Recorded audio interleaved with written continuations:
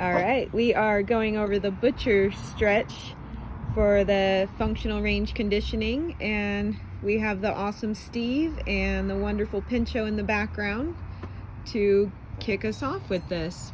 So for the butcher stretch, we're going to do one arm at a time. You'll need something that you can go ahead and put your hand on there. We have a 20-inch box, but if you have a chair, coffee table, couch, anything of the sorts will work to make the stretch happen. So what Steve's doing here is he is just completely relaxing into the stretch, allowing that armpit to drop towards the ground. Do not go to a point of pain. You want to feel this stretch through the top part of your shoulder here. We would ask you to come out of it. If you're feeling a pinching sensation right in here, you would bring yourself a little bit out of the stretch. But Steve is not feeling the pain, so hopefully he's getting a good stretch through here, possibly the front side here.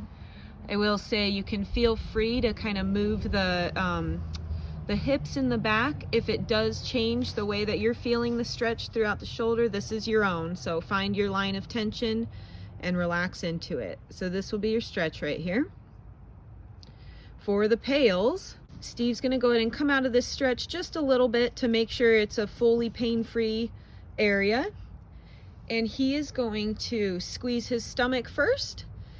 And then with that right hand that's touching the plyo box, he will think of pushing it down towards the ground.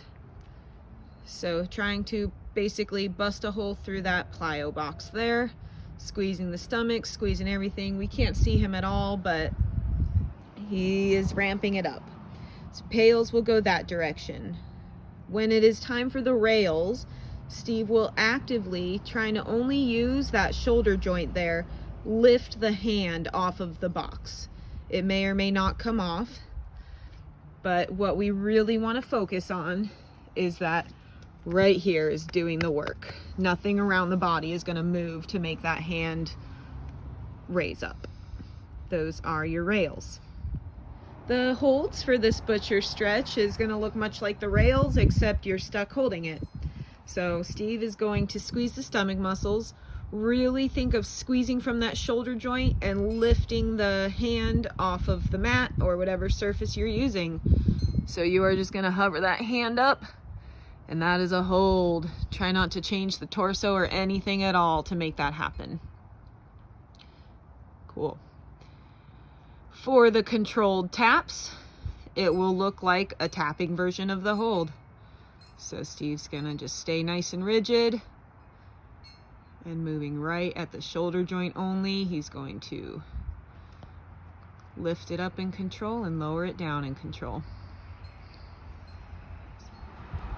For the hovers on this one, you can use an object or use an imaginary object, and you are going to, only lifting at the shoulder joint, raise that hand up, bring it over, lower it down in control.